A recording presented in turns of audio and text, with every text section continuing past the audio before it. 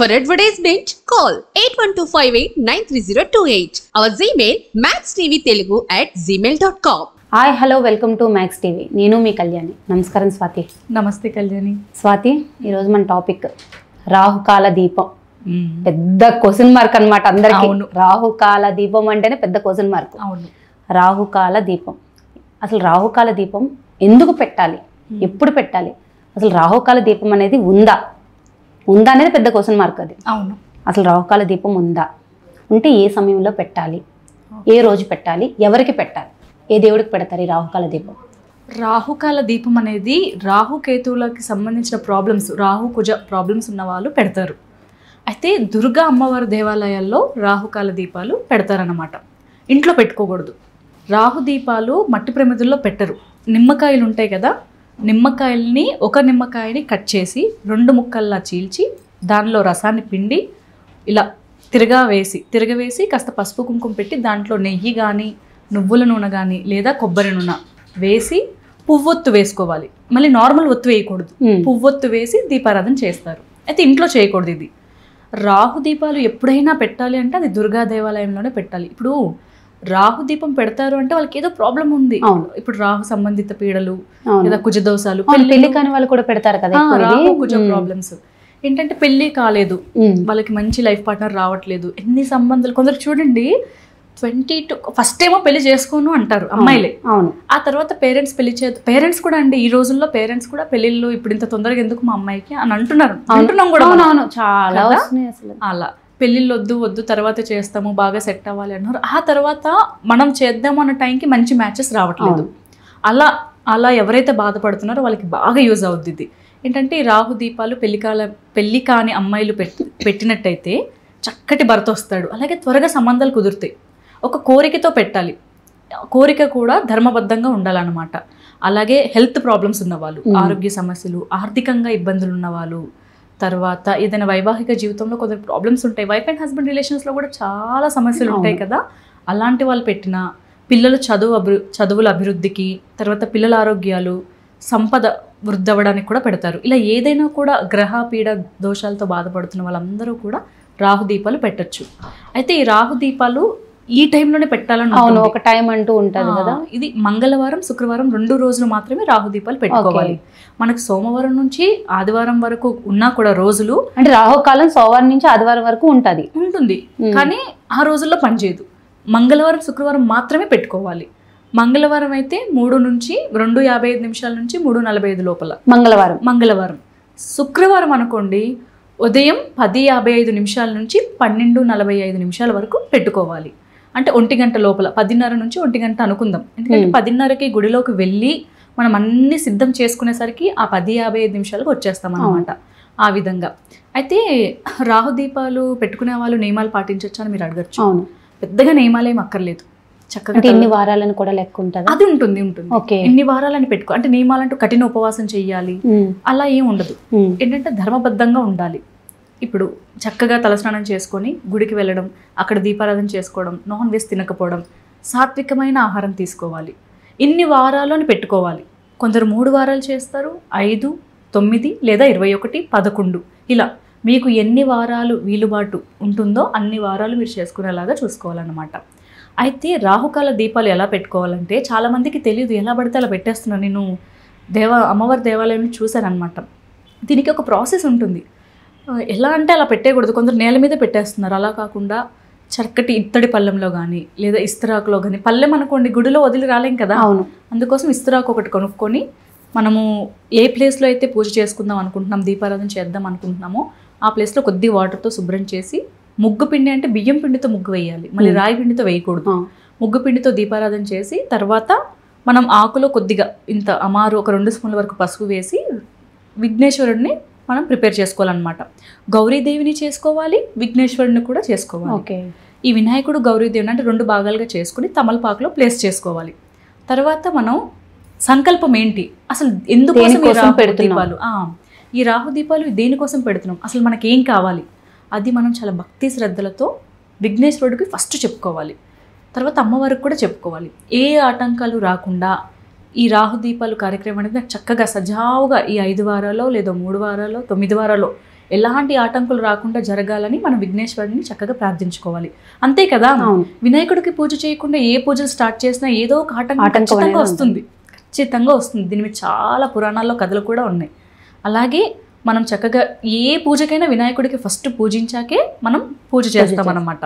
అలా విఘ్నాలకు అధిపతి కదా వినాయకుడు, అందుకోసం వినాయకుడు పూజ అయిపోయాక ఆ తర్వాత నిమ్మకాయల్ని కట్ చేసి రసం తీసేసి, ఆ రసం మనం వాడకూడదు.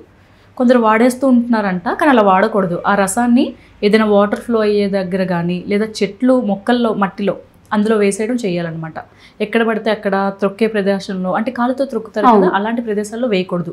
వాటర్ ఫ్లో వెళ్ళిపోతుంది. ఎలా మనం సింక్ లో వేయడం, సింక్ లో కూడా సింక్ ఎలాంటి ప్రదేశాల్లో కాదు, సింక్ కూడా ఎలా ఉంటే అలా వేయకూడదు, నీట్ గా ఉన్నప్పుడు వేసేయాలి. లేకపోతే కొందరు ఇళ్లలో ఈశాన్య మూల వాటర్ ఫ్లో పెట్టుకుంటారు, చెంబు కాకుండా వాటర్ అవుట్ అవ్వడానికి. ఇప్పుడు వర్షం నీరు వచ్చాయనుకోండి, బాల్కనీస్ లోంచి వెళ్ళిపోవడానికి ఫ్లో ఉంటుంది, అలాంటి ఫ్లోలో వేయొచ్చు.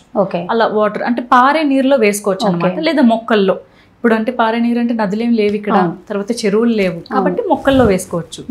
ఆ విధంగా వేసుకోవాలన్నమాట. ఆ రసాన్ని అయితే ఎట్టి పరిస్థితుల్లో మనం వినియోగించకూడదు. ఒకవేళ నిమ్మరసాన్ని వినియోగించి ఆ నిమ్మకాయలతో దీపారాధన చేస్తే వృధా, ఆ దీపాలు అనేవి ఫలితం ఇవ్వవన్నమాట. తర్వాత మనం ఆ నిమ్మకాయల్ని ఇలా ఉంటాయి కదా డొప్పల్ని, ఆ దీపాల్లో ప్రిపేర్ చేస్తాం కదా, దానికి పసుపు కుంకుమ చక్కగా అన్నిటికీ పెట్టుకోవాలి. మీరు ఎన్ని ఇక్కడ కూడా దీపాలు కూడా కొందరు 3 పెడతారు, కొందరు 9 పెడతారు, కొందరు 11 పెడతారు, కొందరు 21 కూడా పెడతారు. అంటే వారు ఫస్ట్ అనుకుంటారు మేము ఇన్ని వారాలు చేస్తాం, ఇన్ని దీపాలు పెడతాం అని. అలా ఆ విధంగా మీకు మనసుకు నచ్చినన్ని, మీకు ఎన్ని చేయగలుగుతాము అది మీ ఓపిక. అలా 3, 9, 5 లేదా 11, 21 ఇలా మీకు నచ్చినన్ని మనం పెట్టుకోవచ్చు అనమాట. 9 పెట్టుకుందాం. 9 అనేది అమ్మవారికి ఇష్టమైన సంఖ్య కదా, 9 దీపాలు. అయితే ఒకటి ఎక్స్ట్రా పెట్టాలి. ఆ ఒక్కటి ఎందుకు ఎక్స్ట్రా అంటే, ముందు చేస్తాం కదా వినాయకుడికి ఫస్ట్ దీపం ఆవు నేతితో కానీ లేదా కొబ్బరి నూనె, నువ్వుల నూనె ఏదైనా పర్లేదు. మనము రిఫైన్డ్ ఆయిల్స్ అయితే యూజ్ చేయకూడదు. కొబ్బరి నూనె శ్రేష్టం. ఆవు నెయ్యి కూడా ఎక్కడంత స్వచ్ఛంగా దొరకట్లేదు కదా, అందుకోసమే కొబ్బరి నూనె, నువ్వుల నూనెతో పెట్టుకోవచ్చు. ఫస్ట్ దీపం అనేది వినాయకుడికి పెట్టాలి. తర్వాత తాంబూలం ఏంటి, 2 అరటిపళ్ళు ప్రసాదంలాగా పెట్టి మనం ఎలాంటి ఆటంకాలు రాకూడదని ప్రార్థన చేసి, ఆ తర్వాత మిగతా 9 దీపాలు కూడా వెలిగించుకోవాలి. ఆ తర్వాత మనం ఏం చేస్తాము, అందులో చిల్లర నాణాలు 1 పైసా లేదా 2 పైసలు, 1 పైసా లేదా 2 పైసలు వేసుకోవాలి.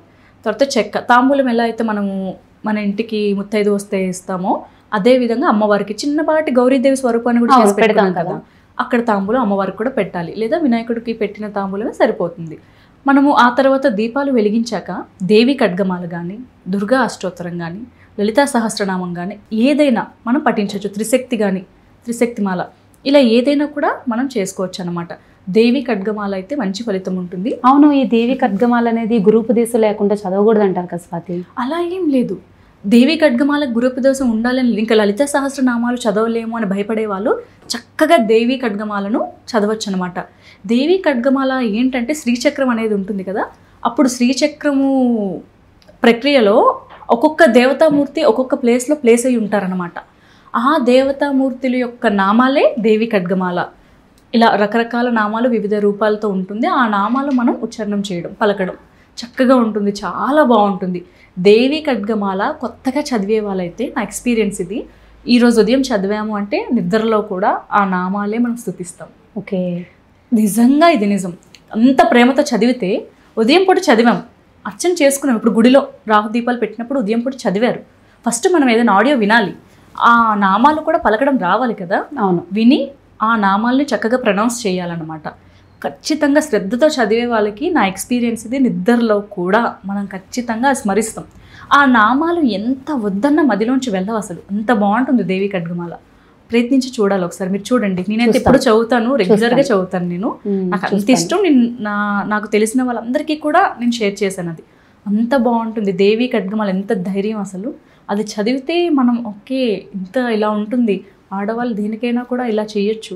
శక్తి స్వరూపం కదా అమ్మవారు. అవును, అంత బాగుంటుంది. దేవి ఖడ్గమాల చాలా బాగుంటుంది. చక్కగా మనం దేవి ఖడ్గమాల చదివి, లేదా అష్టోత్తరం అయితే ఈజీయే కదా, దుర్గా అష్టోత్తరం చదువుతున్నప్పుడు కుంకుమార్చన చేసుకోవాలి. చేశాక కుంకుమ బొట్టు కాస్త పూజ అంతా అయిపోయాక హారతి ఇవ్వాలి.